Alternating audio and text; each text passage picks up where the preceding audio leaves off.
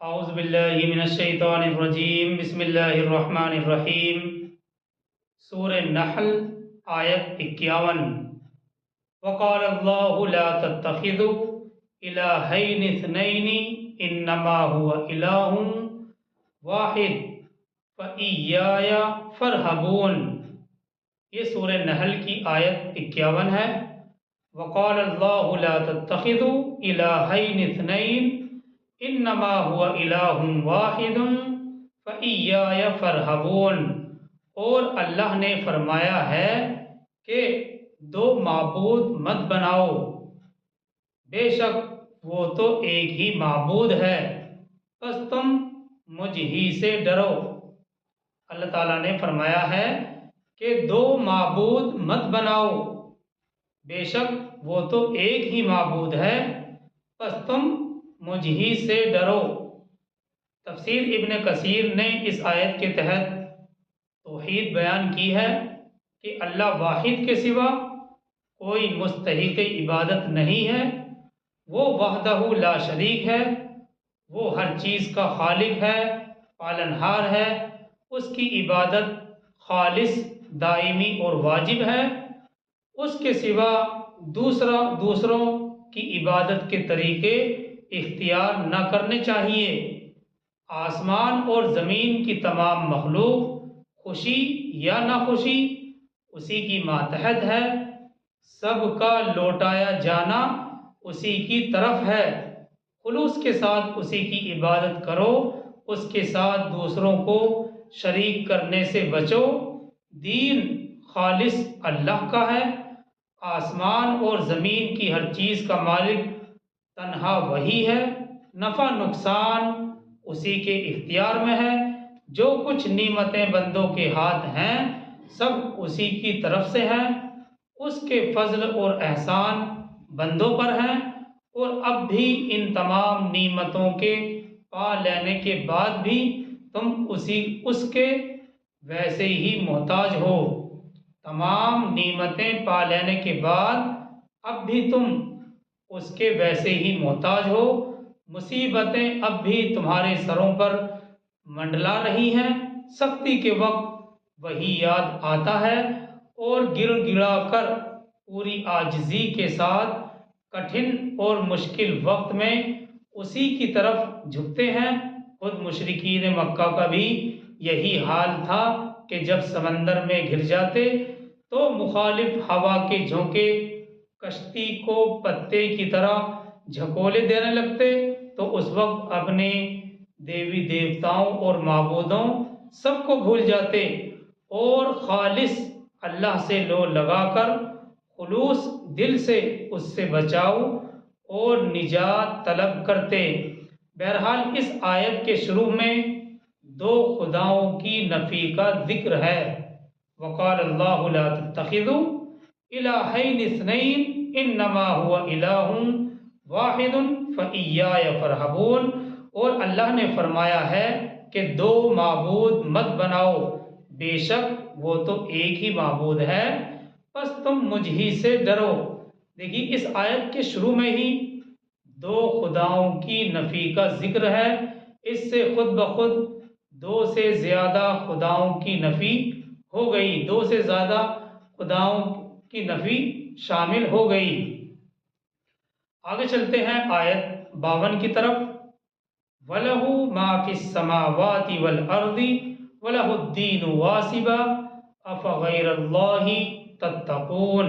یہ آیت 52 ہے، اور اسی کے لیے ہے جو کچھ آسمانوں اور زمین میں ہے، اور اسی کے لیے اطاعت ہے ہمیشہ ہمیش، تو کیا تم اللہ کے سوا کسی اور کا تقوی اختیار کرتے ہو؟ سوالیہ طور پر اللہ تعالیٰ فرماتے ہیں افغیر اللہ تتقون، تو کیا تم اللہ کے سوا کسی اور کا تقوی اختیار کرتے ہو؟ وَلَهُ مَا فِي السَّمَاوَاتِ وَالْأَرْضِ وَلَهُ الدِّينُ وَاسِبًا أَفَغَيْرَ اللَّهِ تَتَّقُونَ، اور اسی کے لیے ہے جو کچھ آسمانوں اور زمین میں ہے، اور اسی کے لیے اطاعت ہے ہمیشہ ہمیش، تو کیا تم اللہ کے سوا کسی اور کا تقوی اختیار کرتے ہو۔ آگے چلتے ہیں آیت 53 کی طرف۔ وما بکم من نعمت فمن اللہ ثم اذا مسکم الضر فالیہ تجأرون۔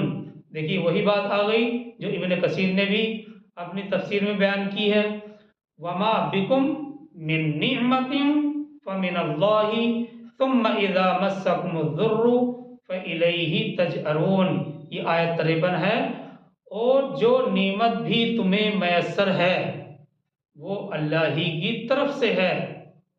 وما بکم من نعمت فمن اللہ، اور جو نعمت بھی تمہیں میسر ہے وہ اللہ ہی کی طرف سے ہے۔ پھر جب تمہیں تکلیف پہنچتی ہے تو اسی کے سامنے تم فریاد کرتے ہو۔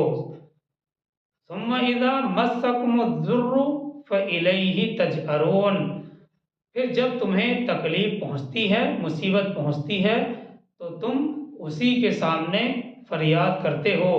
یعنی تکلیف کی کیفیت میں تم اللہ ہی کو یاد کرتے ہو، اسی کی جناب اور بارگاہ میں گر گراتے، آہوزاری کرتے اور دعائیں مانگتے ہو۔ اسی حالت میں تمہیں کوئی دوسرا معبود یاد نہیں آتا۔ یہ ایسی حالت ہے جس حالت میں تمہیں کوئی دوسرا معبود یاد نہیں آتا۔ اگلی آیت 54 ہے۔ ثم اذا کشف الضر عنکم اذا فریق منکم بربہم یشرکون، یہ آیت 54 ہے۔ پھر جب وہ تم سے تکلیف دور کر دیتا ہے، ثم اذا کشف الضر عنکم، اور پھر جب وہ تم سے تکلیف دور کر دیتا ہے تو تبھی تم میں سے ایک گروہ اپنے رب کے ساتھ شرک کرنا شروع کر دیتا ہے۔ ثم اذا کشف الضر عنکم اذا فریق منکم بربہم یشرکون، یہ گویا کہ قرآن حقیقت بیان کر رہا ہے۔ پھر جب وہ تم سے تکلیف دور کر دیتا ہے تو تبھی تم میں سے ایک گروہ اپنے رب کے ساتھ شرک کرنا شروع کر دیتا ہے۔ اگلی آیت 55 ہے۔ لِيَكْفُرُوا بِمَا آتَيْنَاهُمْ فَتَمَتَّعُوا فَسَوْفَ تَعْلَمُونَ، تاکہ ناشکری کریں ان نعمتوں کی جو ہم نے ان کو دی ہیں، تو چند دن مزے اڑا لو۔ فَتَمَتَّعُوا کا لفظ ہے تو چند دن مزے اڑا لو، فَسَوْفَ تَعْلَمُونَ، پس عنقریب تم جان لو گے۔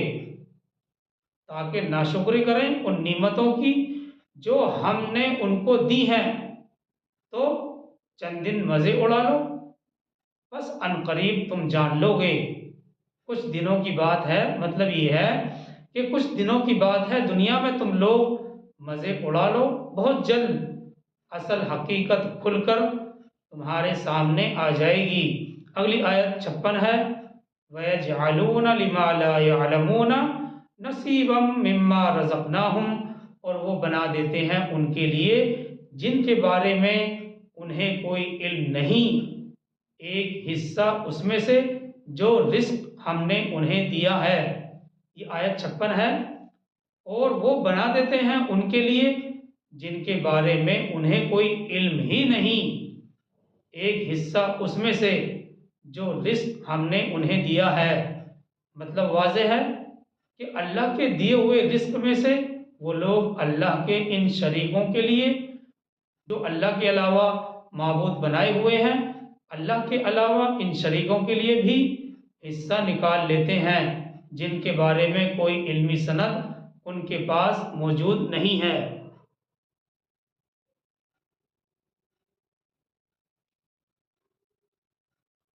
تو یہ آیت 56 تھی، اور یہ مضمون ہم پہلے بھی پڑھ چکے ہیں سورہ انعام میں، کہ وہ لوگ اپنی کھیتیوں کی پیداوار اور جانوروں میں سے جہاں اللہ کے لیے حصہ نکالتے تھے وہاں اپنے جھوٹے معبودوں کے لیے حصے کا بھی وہ خاص اہتمام کیا کرتے تھے۔ آگے اسی آیت 56 ہی میں ہے۔ تاللہ لتسألن عما کنتم تفترون،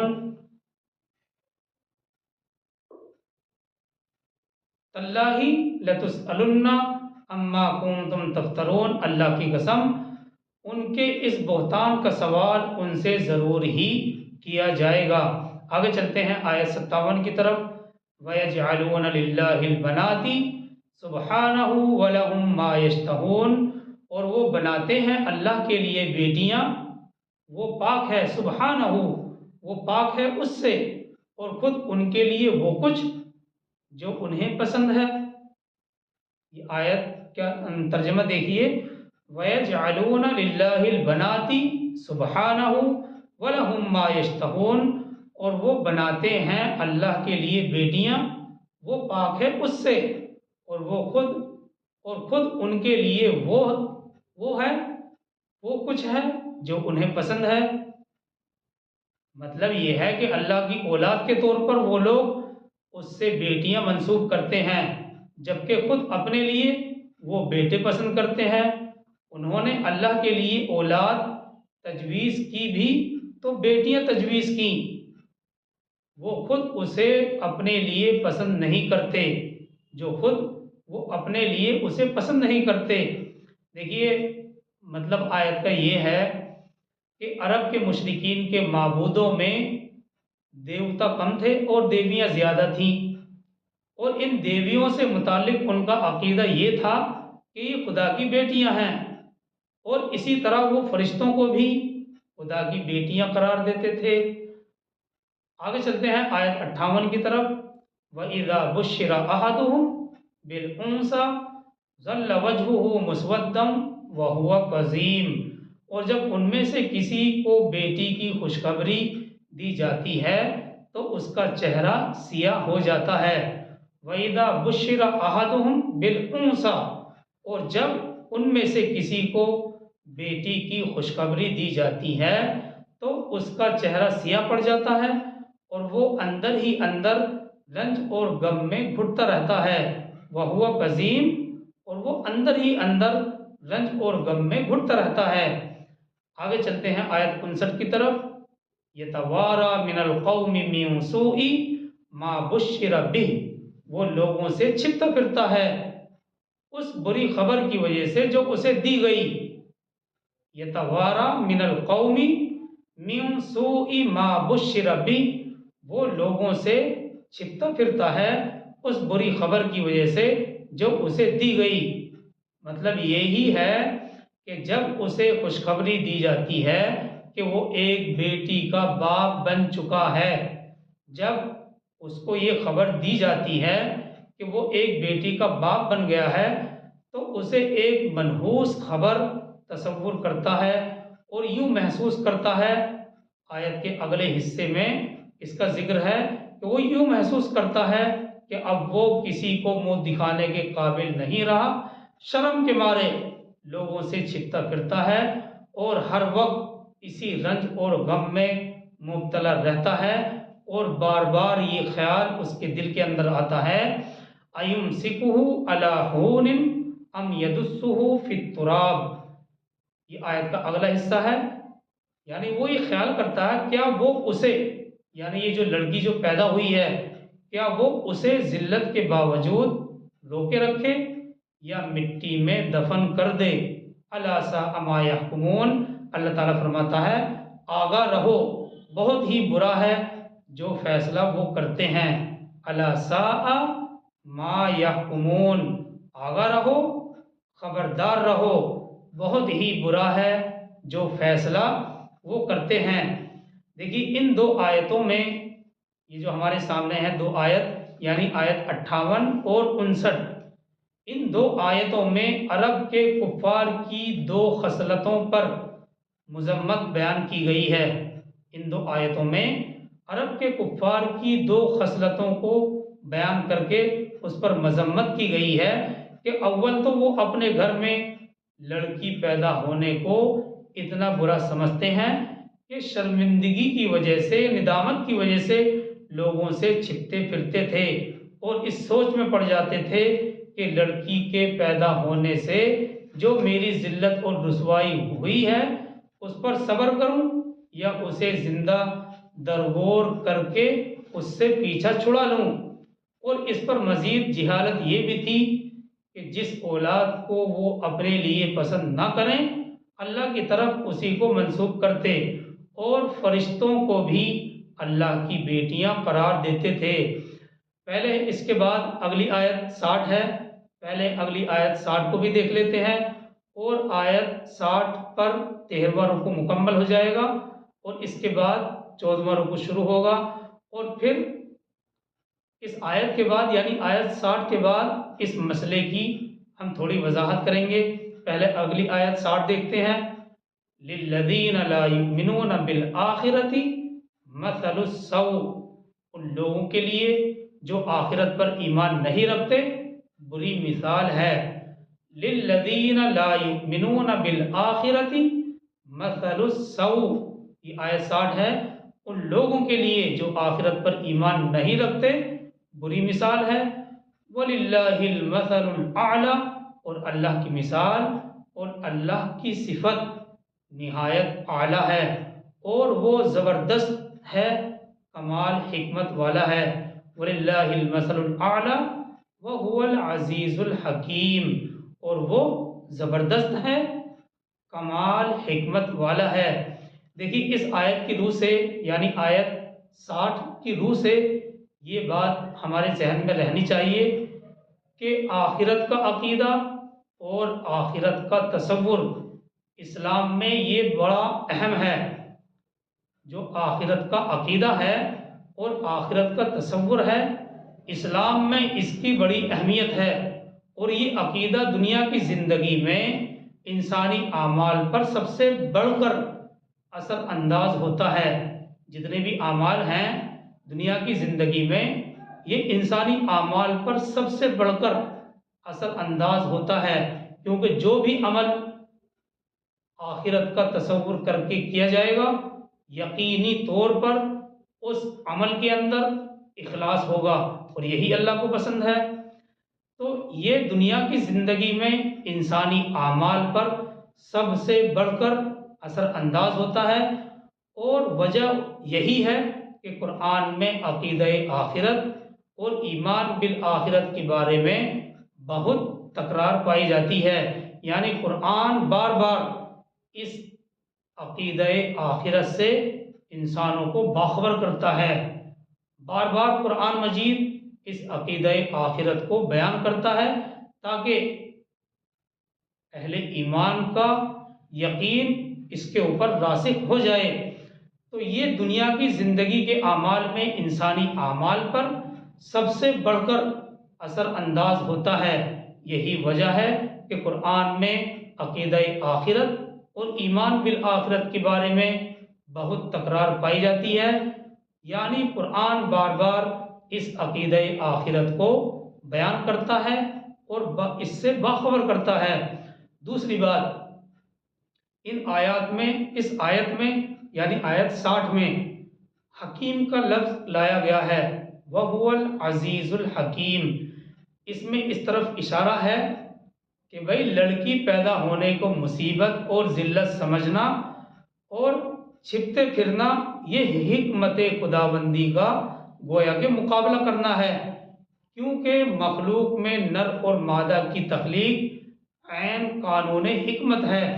اللہ کے قانون، اس میں اللہ کی بڑی حکمت ہے، تو یہ اس کو مصیبت اور ذلت سمجھنا اور اس کی وجہ سے چھپتے پھرنا یہ تو گویا کہ حکمت خداوندی کا مقابلہ ہے، کیونکہ مخلوق میں نر اور مادہ کی تخلیق یہ عین قانون حکمت ہے، اللہ کے قانون کے مطابق ہے۔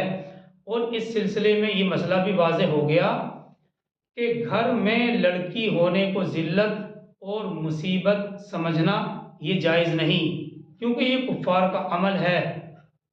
تفسیر روح البیان میں ہے کہ اہل ایمان کو چاہیے کہ لڑکی پیدا ہونے سے زیادہ خوشی کا اظہار کرے تاکہ اہل جاہلیت کے فعل پر رد ہو جائے۔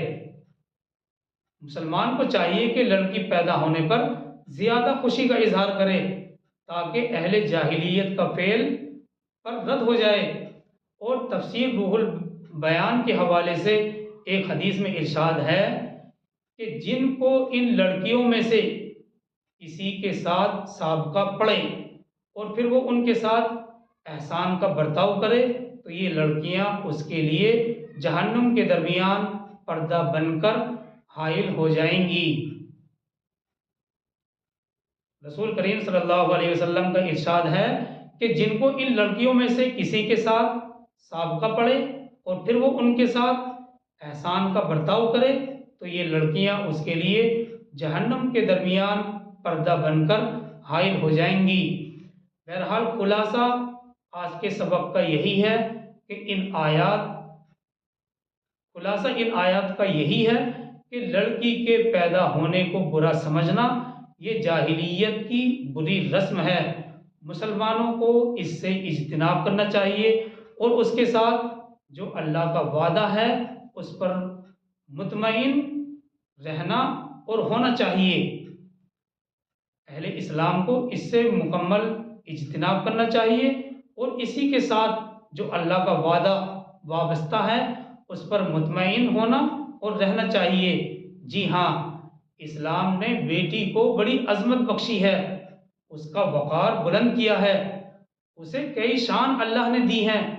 بیٹی اللہ کی رحمت ہے، باپ کی آنکھوں کی ٹھنڈک، گھر کی رونق، ماں کا سکون، بھائیوں کی لاڈلی، ننیال اور ددھیال کی شہزادی، اپنی پرورش اور کفالت کرنے والوں کو جہنم کی آگ سے بچانے والی ہے، انہیں جنت دلانے والی ہے، اور یہ بیٹیاں قیامت تک اللہ کریم کی مدد حاصل کرنے کا سبب ہے۔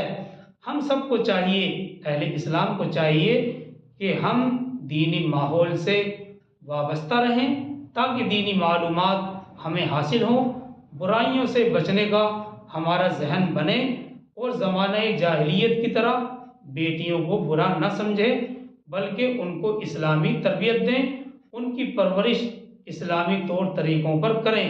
مسلم کی ایک حدیث میں ہے، یہ روایت مسلم میں ہے، ام المؤمنین حضرت عائشہ صدیقہ رضی اللہ تعالیٰ عنہ فرماتی ہیں کہ میرے پاس ایک مسکین عورت اپنی 2 بیٹیوں کے ساتھ آئی۔ ایک عورت مسکین اپنی 2 بیٹیوں کے ساتھ میرے پاس آئی، میں نے اسے 3 کھجوریں دیں، اس نے ایک کھجور اپنی بیٹیوں کو دے دی اور ایک کھجور اس نے خود رکھ لی۔ پھر اس کھجور کے 2 ٹکڑے کیے اور کرنے کے بعد اپنی دونوں بیٹیوں کو کھلا دیے، یعنی دونوں کھجور تو ایک کر کے دونوں بیٹیوں کو دے دیے تھے، اور پھر جو ایک کھجور اس کے پاس رکھا تھا اس کھجور کے 2 ٹکڑے کیے، ایک ٹکڑا اس بیٹی کو دے دیا اور ایک ٹکڑا دوسری بیٹی کو دے دیا، یعنی اپنی کھجور بھی 2 ٹکڑے کر کے اپنی بیٹیوں کو کھلا دی۔ مجھے اس واقعے سے بڑا تعجب ہوا، حضرت عائشہ کہتی ہیں مجھے اس واقعے سے بڑا تعجب ہوا، میں نے رسول کریم صلی اللہ علیہ وسلم کے پاس اس خاتون کے ایثار کا واقعہ بیان کیا تو حضور کریم صلی اللہ علیہ وسلم نے فرمایا اللہ پاک نے اس ایثار کی وجہ سے اس عورت کے لیے جنت واجب کر دی۔ تو بہرحال اسلام نے بیٹی کو بڑی عظمت بخشی ہے، اس لیے ہم سب کو چاہیے کہ ہم دینی ماحول سے وابستہ رہیں تاکہ دینی معلومات حاصل کریں، برائیوں سے بچنے کا ذہن بنے، اور سب سے اہم یہ جو آج کے سبق سے معلوم ہوا کہ زمانہ جاہلیت کی طرح بیٹیوں کو برا نہ سمجھیں بلکہ ان کو اسلامی تعلیمات سے آراستہ کریں، ان کی تربیت اسلامی طور طریقوں پر کریں۔ اللہ تعالی ہم سب کو عمل کی توفیق عطا فرمائے۔